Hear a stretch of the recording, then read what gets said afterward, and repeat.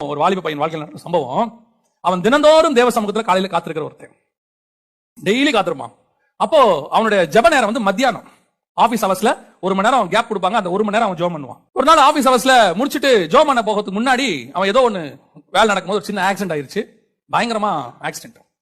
Hospital தூக்கிட்டு போயிட்டு அந்த ஜெப நேரம் வருது 12 மணில இருந்து 1 மணி வரைக்கும். இவன் அன்கான்சியஸ்ல இருக்கான்.